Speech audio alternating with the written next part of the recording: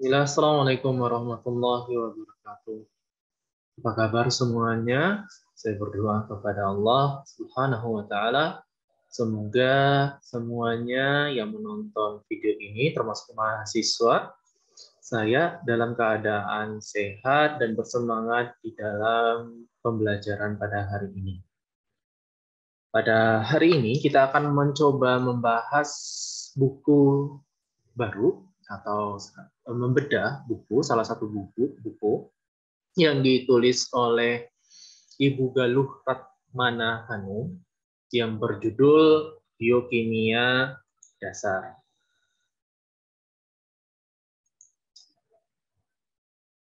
Buku ini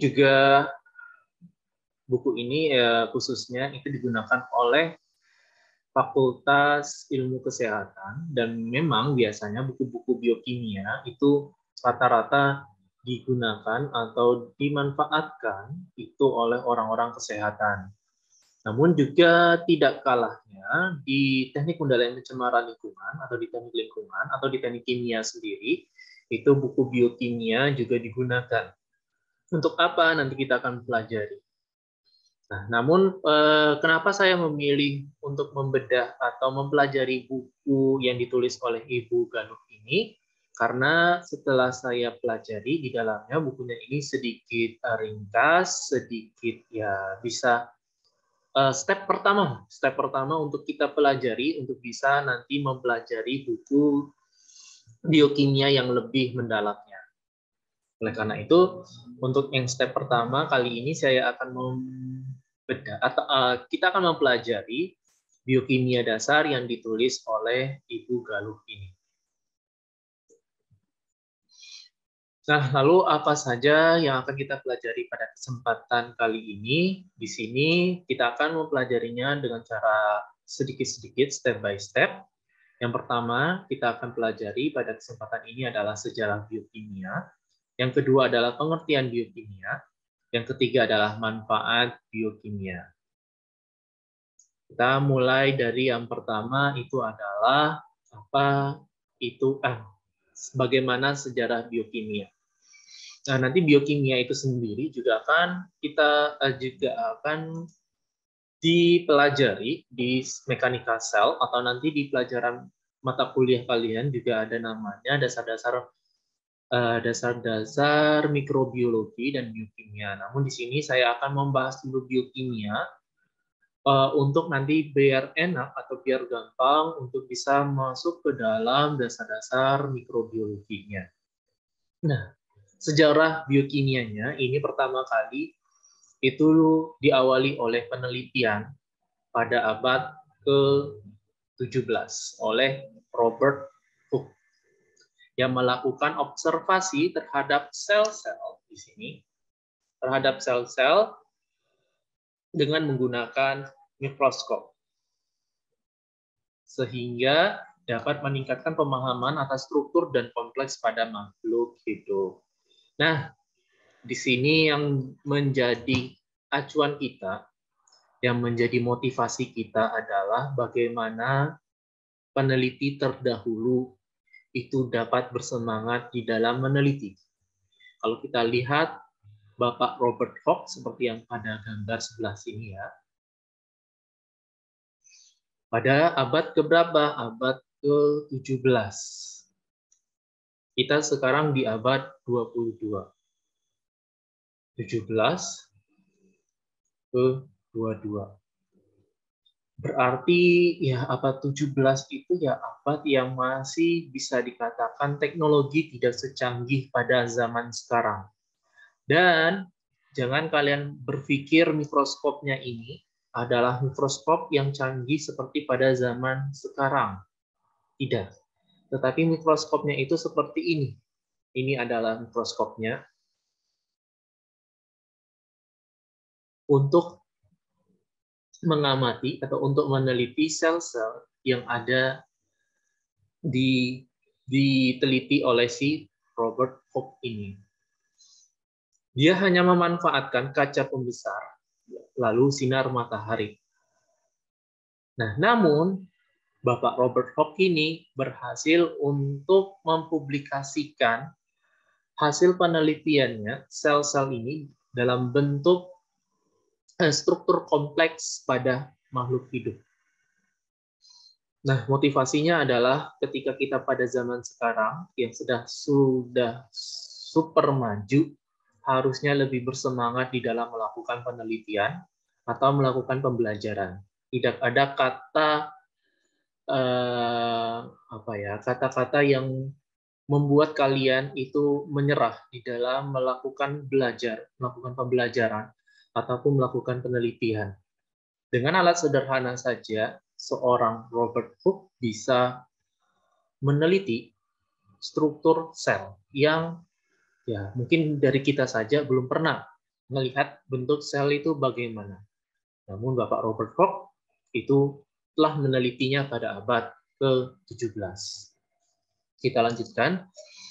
Yang kedua itu adalah Carl Wilhelm Scheele pada abad ke-18. Beliau itu adalah ahli kimia Swedia. Telah melakukan penelitian mengenai susunan kimia jaringan pada tubuh dan hewan. Jadi dia ini meneliti, seorang kimiawan, dia meneliti susunan kimia yang ada di dalam jaringan dan tumbuhan dan hewan. Nah, si Bapak Carl ini juga mengisolasi asam oksalat, asam laktat, asam sitrat, ester, dan kasein dari bahan alam. Pak, apa hubungannya biokimia? Ini kan kimia ya. Biokimia itu terdiri dari dua kata, bio dan kimia. Yang artinya adalah senyawa-senyawa kimia yang berasal dari bio atau makhluk hidup. Makanya di sini dia mengisolasinya dari bahan alam. Makanya si Bapak ini juga termasuk dari sejarah dari biokimia. Nah, yang menjadi motivasi kita adalah dia berada pada abad ke-18.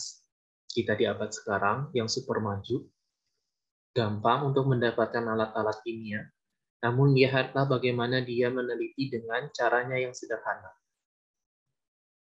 Dia menggunakan imajinasinya bagaimana cara mengisolasi asam oksalat, asam laktat, asam sitrat, ester, dan kasein. Harusnya kita pada zaman sekarang sudah pandai atau udah bisa untuk mengisolasi asam oksalat, asam laktat, asam sitrat, ester, kasein, bahkan melakukan penelitian-penelitian lainnya yang ya dengan kapasitas perlengkapan yang sudah maju pada saat ini. Oleh karena itu, ayo kita lebih bersemangat di dalam melakukan penelitian dan pembelajaran, jangan kalah dengan bapak-bapak peneliti terdahulu. Selanjutnya itu adalah sejarawan yaitu Friedrich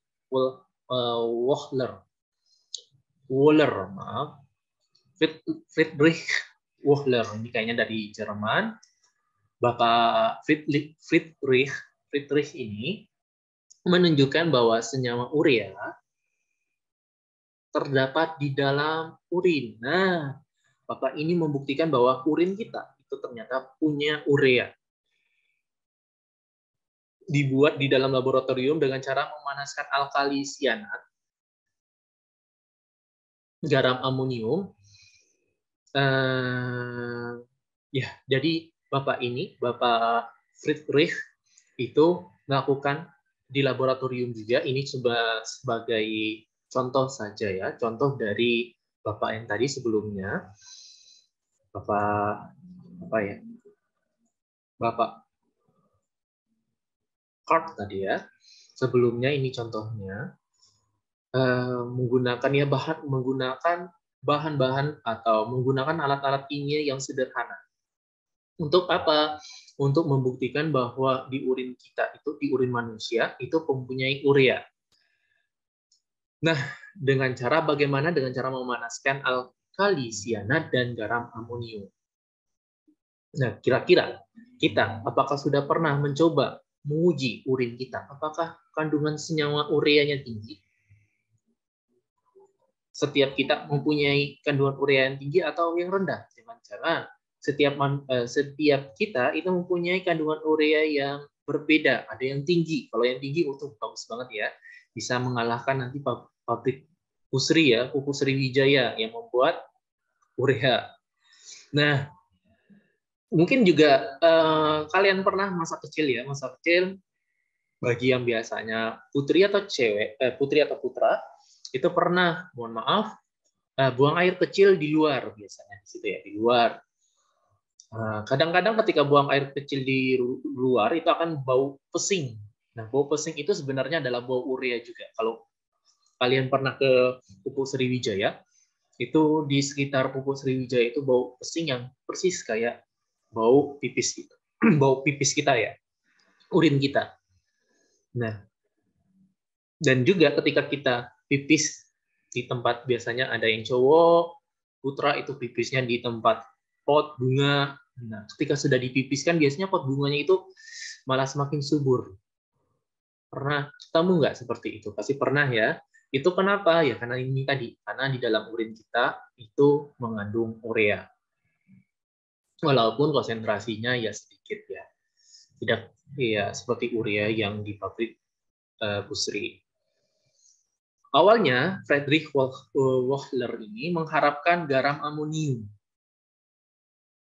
sianat sebagai hasilnya, tetapi yang diperoleh adalah urea. Nah, di sini yang menjadi perhatian kita adalah bahwa tidak semua penelitian yang menurut kita, saya pengen penelitian ini hasilnya A.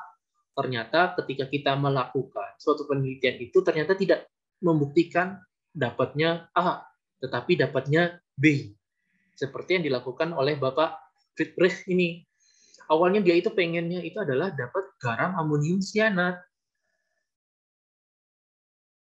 Garam amonium sianat hasilnya. Namun ternyata dari hasil penelitiannya dia itu mendapatkan urea. Nah, lalu pertanyaannya, apakah penelitiannya gagal? Jelas penelitiannya itu tidak gagal. Bahkan penelitiannya itu sampai sekarang dikenal oleh orang-orang bahwa Bapak Friedrich adalah seorang penemu yang menemukan bahwa di dalam urin manusia itu punya urea. Lanjut, yaitu yang keempat itu adalah Kurt Niebuhr. Dia adalah bapak biokimia yang dikemukakan pada tahun 1903 di Jerman. Di sini kita baca istilah biokimia dikemukakan oleh Kurt Niebuhr, seorang ahli kimia Jerman tahun 1903. Dan biokimia memperoleh bentuk yang nyata sebagai suatu bidang studi. Jadi ya Kurt Niebuhr ini adalah bapaknya biokimia. Jadi dia yang memperkenalkan pertama kali biokimia itu sendiri. Nah, sebelumnya, peneliti-peneliti sebelumnya belum mengkhususkan bahwa penelitian mereka itu adalah penelitian tentang biokimia. Ingat ya, penelitian biokimia adalah penelitian yang mengacu kepada senyawa-senyawa kimia yang berbau biologi. Nah, lanjut. Di sini penemuan dua bersaudara, Edward dan Hans Buchner, menyatakan bahwa ekstrak dari sel ragi yang telah mati tetap dapat menyebabkan terjadinya proses peragian atau fermentasi gula menjadi alkohol. Nah, si dua bersaudara ini, bapak peneliti dua bersaudara ini, ketika dia mengekstraksi dari sel ragi, yang mana hasil ekstraksinya biasanya kan namanya ragi itu kan akan tetap tumbuh ketika dia dikasih makan. Nah, tetapi di sini dia menyatakan bahwa sel ragi yang telah mati itu dapat menyebabkan terjadinya proses peragian juga. Jadi tetap hidup dia itu. Jadi ragi yang telah mati ternyata dia itu masih bisa berkembang biak atau masih bisa memberikan proses peragian atau fermentasi gula menjadi alkohol. Ini penemuan dari Bapak Edward dan Hans. Nah, lalu penemuan ini sebagai pembuka analisis reaksi biokimia. Nah, ini adalah yang pertama kali yang membuka analisis reaksi biokimianya dan proses biokimia dengan alat laboratorium, in vitro, dan dalam makhluk hidup in vivo. Nah, jadi dia ini adalah penemu sekaligus pembuka pertama untuk analisis reaksi biokimia. Nanti bagaimana penelitian-penelitian tentang biokimia nanti kita akan bahas sedikit demi sedikit di pertemuan berikutnya. Nah, selanjutnya ini adalah Bapak Gen.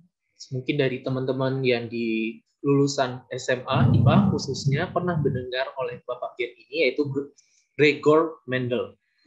Nah, beliau ini adalah seorang pastor yang bekerja di gereja.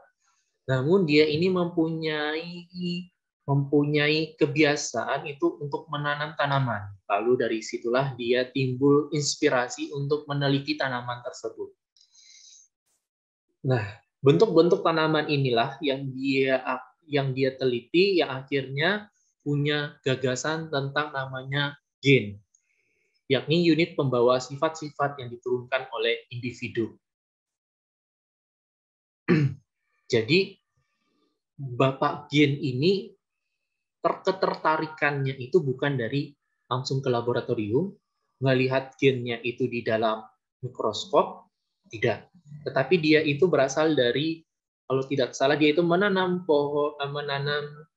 kacang panjang, kalau nggak salah ya, kacang panjang, lalu dia melihat perubahan-perubahan yang ada di kacang panjang tersebut. Oleh karena itulah dia membuat simulasi untuk gen kromosom yang ada di dalam kacang panjang tersebut. Perkembangan biokimia juga tidak terlepas dari perkembangan yang terjadi pada bidang pengetahuan genetika. Oke. Jadi si Bapak Gregor inilah yang menemukan atau yang memperkenalkan pertama kali gen atau kromosom yang diambil dari ketertarikannya dalam menanam dan hobinya itu sendiri.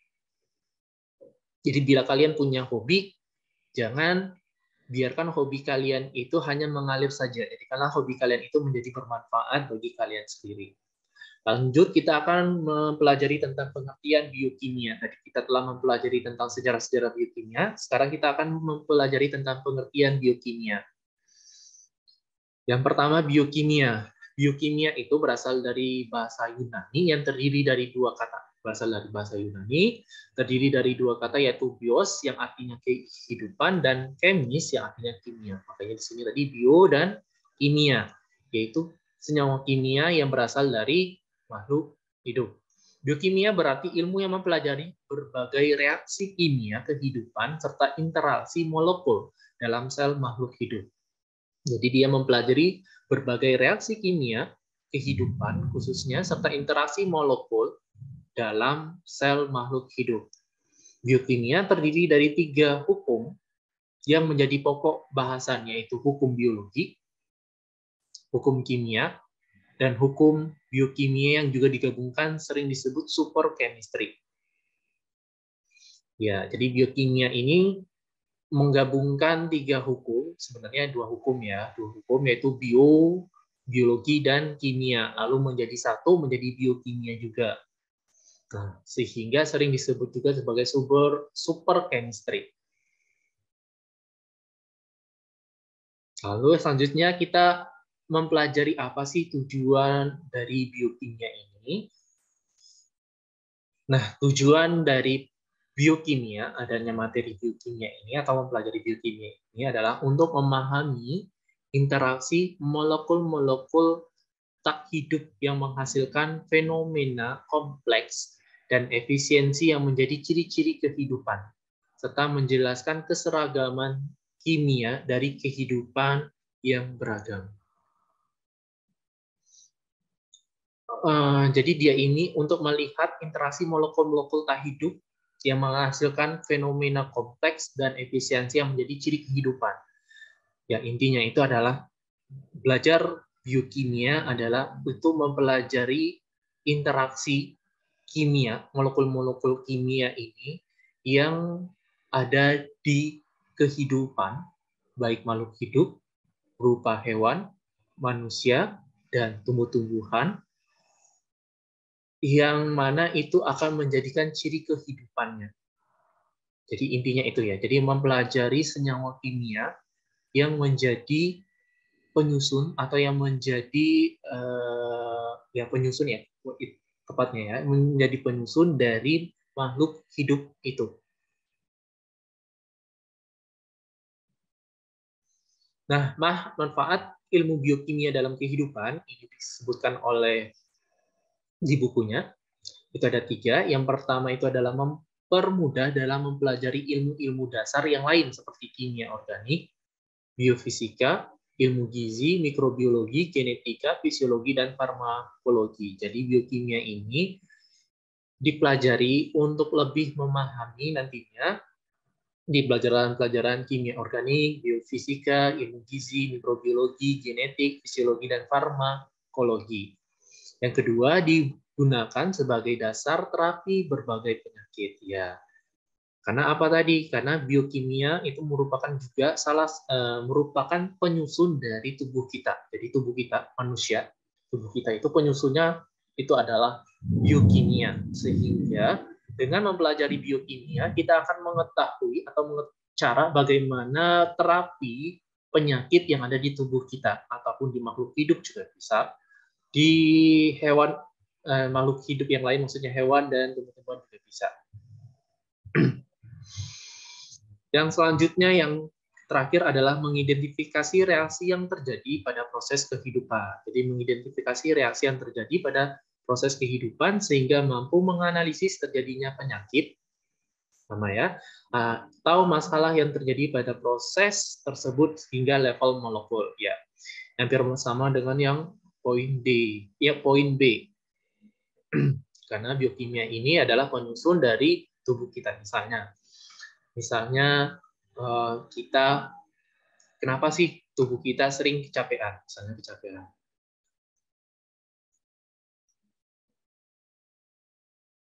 Nah, bisa jadi salah satunya kita lihat dulu apakah dia ini makannya sudah banyak atau sedikit. Kalau dia sering kecapean, tapi makannya misalnya sehari cuma 1 kali, berarti dia kekurangan apa? Kekurangan energi, atau dalam kata lain dia kekurangan karbohidrat.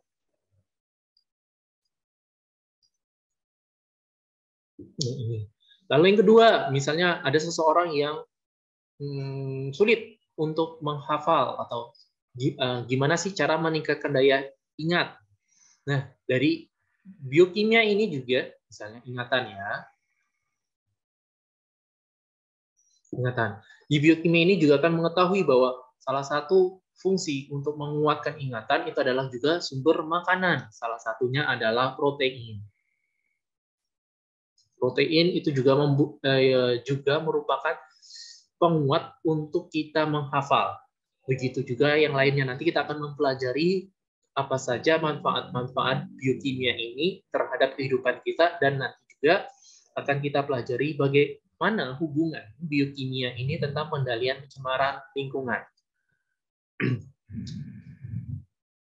Nah, manfaat ilmu biokimia dalam kehidupan yang lainnya adalah menentukan cara baru dalam menanggulangi penyakit yang berkembang. Ya, jadi untuk menemukan cara baru untuk menanggulangi penyakit yang berkembang. Yang kelima, menganalisis perkembangan bakteri penyebab penyakit. Oke, analisis perkembangan bakteri penyebab penyakit, mempelajari sifatnya dan cara pengendaliannya menggunakan bahan-bahan kimia. Lalu yang keenam, mengetahui fungsi enzim dalam proses metabolisme. Yang ketujuh, dalam bidang pertanian, biokimia memiliki peran dalam pembuatan pestisida dengan cara menghambat enzim dalam tubuh hama. Ya. Nah, selanjutnya untuk yang manfaatnya juga di sini mungkin ada tambahan ya, manfaat ilmu biokimia dalam kehidupan juga FGH ke-8 itu adalah manfaatnya itu banyak sekali. Manfaat ilmu biokimia salah satunya adalah konversi. Biokimia dalam bidang ini ya, pencemaran lingkungan ya. Pencemaran lingkungan, biokimia menjadi produk yang bernilai ekonomis. Salah satunya adalah energi terbarukan atau bioenergi, yaitu mengubah glukosa menjadi bisa alkohol atau etanol. Etanol ini bisa berbagai macam fungsinya, bisa menjadi bioenergi tadi, atau bisa juga menjadi untuk bahan baku medis dan lainnya. Atau konversi biokimia ini menjadi produk juga. Selain itu adalah misalnya adalah memanfaatkan limbah sampah. Limbah sampah banyak banget ya, bisa menjadi pupuk atau bisa menjadikan biogas atau tadi menjadikan bioenergi dan yang lainnya. Sampah banyak banget manfaatnya, dan inilah manfaat dari biokimia, yaitu ketika kita tahu di dalam yang sesuatu bahan itu mempunyai biokimia, misalnya adalah kita ketemu di pasar punya buah-buahan, ternyata di dalam buah-buahan itu mempunyai kandungan glukosanya berapa, karbohidratnya berapa, segala macam, sehingga kita akan mengetahui ini bisa nanti dimanfaatkan untuk konversi ke mana, ke produk apa.